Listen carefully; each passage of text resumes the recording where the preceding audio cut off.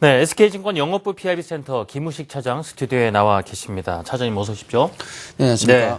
자, 오늘 한 주를 시작하는 만큼 또 한눈에 좀 증시를 정리를 해보면서요. 자, 먼저 이 유동성에 힘입은 상승세 계속되고 있는 가운데 그래도 이런 악재는 있다라는 것도 알고 네. 가야 되겠습니다. 네, 예. 그렇죠. 뭐 달릴 때 달리더라도 뭐가 좋은지 안 좋은지는 또 봐야 되지 않겠습니까? 우선은 최근 들어서 계속 이제 호재가 아무래도 악재를 좀 압도하고 있는 모습이 계속 나오고 있다는 점이 중요하겠고요. 뭐 지난주도 그런 모습을 보였지만은 호재 자체는 거의 똑같다 그렇게 보시면 될 것 같습니다. 글로벌 그 유동성 장세가 현재 계속되고 있다. 이게 당연히 가장 중요하겠죠. 유럽도 돈 풀고, 일본도 돈 풀고, 뭐 중국도 발벗고 나서고 있고, 뭐 그런 상황 속에서 지금 유동성 자체가 지수를 지금 종목들을 들어올리기 때문에 네. 사실 지수가 우리가 예상했던 것보다도 더 빠르게 움직이는 느낌 분명히 듭니다. 코스닥도 그렇고요. 어쩌면 지금 돈이 밀어붙이고 있는 상황이기 때문에 네. 지금 뭐 목표가 뭐 목표치 같은 경우도 어쩔 수 없이 다 높인 상황이 아닌가. 뭐 버블 얘기도 있습니다만은 일단 뭐 갈 때는 가고 보자 이런 분위기 같습니다. 그래서 글로벌 유동성이 계속 좀 장세를 들어올리고 있고 특히나 이제 아시아 쪽, 이머징 아시아 쪽으로 자금이 들어오고 있는데 그 중에서도 특히 한국 쪽으로 최근에 많이 관찰이 되고 있다. 자금 들어오는 게 관찰, 이전 같은 경우는 특히나 호재로 작용하다 그렇게 봐야 되겠죠. 돈은 풀고 있는데 미국 같은 경우는 항상 이제 조기 금리 인상에 대한 우려 때문에 우리가 긴장을 계속 했었는데 최근에 아직도 뭐 논란은 계속되고 있습니다만은 뭐 대세는 대충 뭐 가을 정도 한 9월 뭐 6월도 있었지만은 한 9월이나 10월 정도는 돼야 아마 금리 인상이 가능할 것이다. 이 부분도 뭐 유럽은 돈을 풀고요. 네. 미국 같은 경우는 돈을 쬐야 되는데 지금 그대로 유지를 하고 있다는 점, 이런 점들이 계속 호재로 작용을 하고 있다. 그렇게 봐야 될 것 같습니다.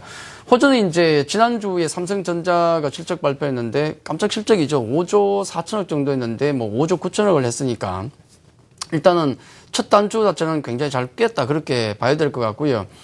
이제 다른 업종의 어떤 종목들 같은 경우 다 같이 올라오면 좋은데 물론 좀 아직은 부족한 점이 있습니다만은 삼성전자가 워낙 잘해줬고 또 거기다가 다른 업종들 보시면은 또 좀 약간 드라마틱한 어떤 반전을 이루어내고 있는 업종도 속속 나오고 있다는 점에서 최근 한 4, 5년 동안 지켜봤을 때 매번 어닝 쇼크였습니다. 이거는 뭐 예외가 없었는데 이번 분기 같은 경우는 그 정도는 아니겠다. 이 안도가 굉장히 좀 크다 그렇게 봐야 될 것 같습니다. 뭐 유동성만으로 올라간다면은 문제가 되겠지만은 이 실적 기대감 자체가 상당하다. 특히나 이제 코스닥 같은 경우는 2009년과 우리가 비교를 하더라도 당시도 역시 마찬가지로 똑같이 유동성으로 올라갔거든요.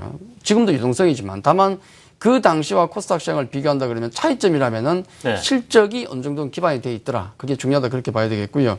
이제 악재를 놓고 본다 그러면은 이것도 늘 똑같습니다만은 국내 이제 환매가 지속되고 있더라.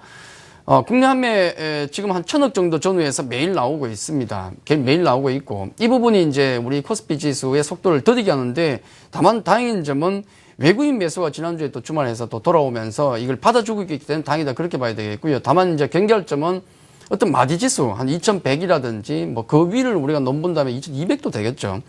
그런 지점에 도달할수록 아마 그 환매 규모는 커질 겁니다. 바로 직전에 보니까 1,000억대에서 한 1,700인가 800억 나오는 걸 봤었거든요. 2,100 근처를 가니까. 이 매물 자체를 계속 소화해야 되는데 지금 정도 유동성이라 그러면은 충분히 소화는 가능할 것 같고 다만 잠시 외국인이 쉴 때도 환매는 나오기 때문에 그럴 때는 좀 조정의 어떤 빌미는 될 수 있다는 말씀을 드리겠고요. 또 미국 실적 시즌 경계감인데 우리는 앞서 말씀드렸지만 뭐 실적 기대감이 있다고 말씀드렸는데 미국 조금 경계감을 좀 가지고 있는 것 같습니다. 뭐 주 요인은 그 달러 강세죠. 달러 강세 때문에 못 살겠다. 뭐 그런 얘기가 나오고 있습니다. 그래서 이 부분은 우리와는 좀 차별화된 요인이 될 수 있다. 만약에 그 부분 때문에 미증시가 좀 조정을 받는다 그러면은 우리에게는 오히려 디커플링 요인이 될 수도 있고요. 다만 이제 어닝 쇼크만 안 나오면 된다는 거죠. 그것만 나오지 않는다 그러면 이 부분도 악재로는 작용하겠지만은 우리에 크게 영향을 주지 않겠다. 그래서 호악재를 놓고 보면 여전히 지난주와 마찬가지로 호재가 약간 좀 압도하는 그런 모습을 보여주고 있다. 그렇게 말씀을 드리겠습니다. 어쩌면 큰 틀에서 이 투자자들의 심리를 좌우할 수 있는 요소들을 정리를 해봤고요. 이번에는 이제 한눈에 이번 주를 쭉 일목요연하게 정리를 해보겠습니다. 뭐 일정부터 해서 실적 발표 일정 그리고 뭐 종목별 이슈들 어떤 것들이 있을지요? 예, 월 초에 이제 A급 지표가 나왔었고, 해서 이제 지난주는 경제 지표가 많지는 않지만 이번 주는 몇 개 있습니다. 근데 이제 좀 자잘한 것들이라서 크게 신경 쓰실 건 없을 것 같은데요. 우선 이제 뭐 중국 뭐 오늘부터 3월 무역 수지부터 해서 또 미국의 3월 PPI, CPI도 이번 주에 나오고 주택 착공가 허가도 나오는데 뭐 그중에서 우리가 눈여겨봐야 될 부분은 중국의 1, 4분기 GDP 같습니다. 이 부분 좀 눈여겨보셔야 되겠죠. 작년에 7.3%였던가요? 그 정도 수준 정도로 기억하고 있는데 지난 분기에 근데 이번 그 분기 같은 경우는 한 7%를 하회할 수도 있다는 얘기가 나오고 있습니다. 다만 이제 7% 하회하면 분위기상 쇼크도 될 수 있겠지만은 그게 아니고 지금은 오히려 시장에서 중국 정부 부양책 나올 거야. 지금 이런 분위기거든요. 그렇게 놓고 본다 그러면은 아마 중국 1, 4분기 GDP에 가장 중요하겠지만은 어떤 큰 영향은 없을 수도 있다. 그렇게 말씀을 드리겠고요. 일정 쪽에 보시면 이제 미국의 베이지북 공개 정도가 조금 중요할 것 같고요. 그 다음에 또 IMF 중계 회의 등등이 있지만은 가장 중요한 건 보시면은 미국의 금융주들 실적 발표가 나옵니다. JP 모건부터 해서 BOA, 골드만삭스 등등에서 이제 실적이 나오는데 지난주에 이제 그 알코아 같은 경우 실적이 좀 부진했지 않습니까? 그래서 과연 두 번째 단추는 잘 꿰을 것인가? 금융주들 실적이 가장 중요하다는 말씀을 좀 드리겠고요. 뭐 시장 이슈 보시면은 역시 가장 큰 것은 뭐 아시아 증시 유동성의 힘으로 랠리를 보여주고 있다는 점, 또 유가 같은 경우는 여전히 좀 약간 불안하다는 것, 그런 게 정도가 있고, 종목 이슈 쪽을 보시면 이제 애플 워치에 대한 얘기가 나오고 있고요. 그리고 또 우리나라 기업 중에서 현대기아차가 미국의 어떤 고급차 시장에서 이제 비중, 마켓 쉐어를 좀 10% 정도 이상을 차지했다는 점. 글쎄요, 현대차가 지금 아마 여러 업종 중에서 자동차 쪽에 가장 고전을 하고 있는데, 이게 어떤 좀 좋은 역할을 해줄지 조금 한번 지켜봐야 될 것 같습니다. 예. 자, 주요 일정이라든가 이슈 정리해서 여쭤봤습니다. 이제 투자 전략입니다. 이번 주 어떤 식의 전략을 완성해서 그려나가면 좋을지 하는 부분인데요. 코스피 지금 위치도 상당히 의미 있는 중요한 시점에 와 있고요. 좀 네. 어떻게 보시는지 말씀 여쭤보겠습니다. 우선 그 전략을 말씀드리면서 차트를 하나 좀 보여드리겠는데요. 코스피 주봉 차트를 보면서 좀 말씀을 좀 드리겠습니다. 차트, 뭐 코스피 차트 거의 몇 년간 볼 필요가 없었죠. 그런 모습이었는데 차트 보시면 지금 2011년이 우리가 이제 2011년 같은 경우가 그때가 고점이었습니다. 2200을 때리고 난 이후에 급락하고 나서 그대로 박스권에 갇힌 모습을 보였거든요. 작년에 이제 2100을 한번 도전했었고 그 이전 같은 경우는 2060도 안착을 못했거든요. 이런 흐름을 보이다가 아주 의미 있는 흐름을 보입니다. 지금 돌파의 흐름이 나왔거든요. 물론 이번에도 2100에 대한 도전을 진행하겠지 어떻게 될지 모르겠습니다만은 위쪽에 보시면은 외국인 매수가 이어지고 있고 네. 나중에 지금 모습 보시면은 외국인과 우리 그 코스피 시장의 어떤 그 흐름을 놓고 보면은 거의 정확하게 외국인 수급과 일치를 한다는 점 대단히 중요하고요. 거기다가 지금 거래량까지 수반되면서 이런 돌파의 흐름이 나오고 있다는 것은 지난번에 우리가 여러 번 실패를 했지만은 이 당시보다도 지금은 그 어느 때보다도 어떤 돌파의 가능성은 좀 높아지고 있다. 아까 말씀드렸지만 마디마다 어떻게 보면은 이제 그 환매의 어떤 매물 같은 게 맞을 가능성은 있지만은 이번 같은 경우가 어떤 박스권의 돌파 가능성은 굉장히 좀 높아지고 있다. 이미 머리를 내밀고 있기 때문에 거래소 같은 경우는 속도는 좀 더딜지라도 계속 움직일 수 있다. 그렇게 말씀을 좀 드리겠고요. 그래서 전략 자체는 그 적당한 표현을 못 찾았는데 뭐 양다리 전략이다. 양다리 전략. 예. 그렇게 봐야 될 것 같습니다.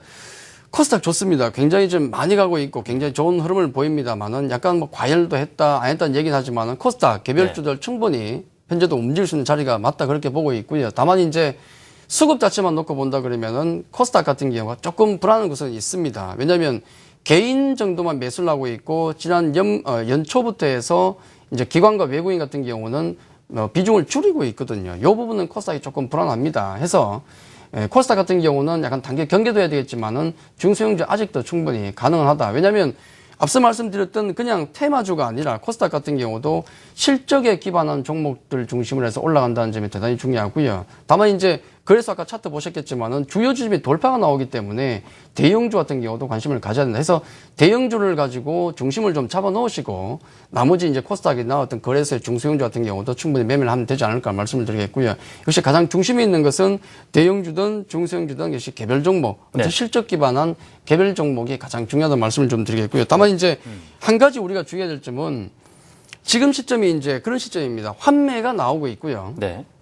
거기다 실적 시즌이기 때문에 실적이 부진한 종목은 또 아주 고전을 할 수 있다는 거죠. 가차 없이 그냥 매매해버리는. 예. 뭐 당연히 지금 환매가 나오기 때문에 기관 그 펀드 매니저 같은 경우는 어떤 종목을 팔 것인가를 고민할 건데 1순위가 실적 부진주입니다. 2순위는 당연히 실적은 좋지만은 많이 오른 급등주 두 개거든요. 그래서 가장 먼저 때릴 종목은 역시 실적이 부진한 종목이기 때문에 환매가 나오고 있으니까 그런 종목 같은 경우는 어떤 차별화된 상당히 좀 어떤 고전을 할 수 있다. 이 점은 역시 좀 주의를 하셔야 되겠다. 그렇게 말씀을 드리겠습니다. 예. 그래서 좀 종목들 압축을 해서 소개를 해주신다라면은 예, 뭐 지난주부터 해서 또 삼성전자도 계속 말씀 좀 예. 드리고 있고 실적은 다행히 잘 나와서 삼성전자 같은 경우가 아마 다른 대형주보다도 삼성전자가 탄력이 좀 더딜 수도 있겠지만은 워낙에 이제 대형주 중에서 상징적인 의미를 가지고 있는 게 삼성전자다 그렇게 생각을 하고 있습니다. 그래서 이제 대형주 쪽에서는 삼성전자는 여전히 이제 계속 관심을 좀 가져야 될 것 같다는 말씀을 좀 드리겠고요. 워낙에 이슈가 많으니까.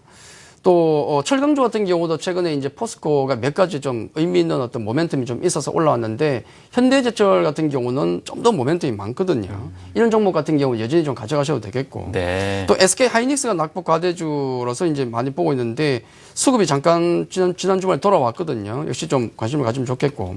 중소형주 무림페이퍼나 뭐 웅진싱크비 굉장히 관심을 가져도 되는데 무림페이퍼는 갑자기 또 생뚱맞게 왜 가지고 나왔나 생각하실 수 있겠는데 네. 단기적으로 좀 올라온 측면은 좀 있습니다만은 이게 또 유가 관련주거든요.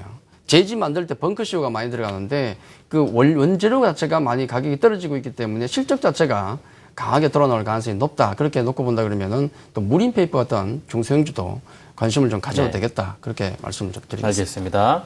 관심 종목까지 소개를 받아봤습니다.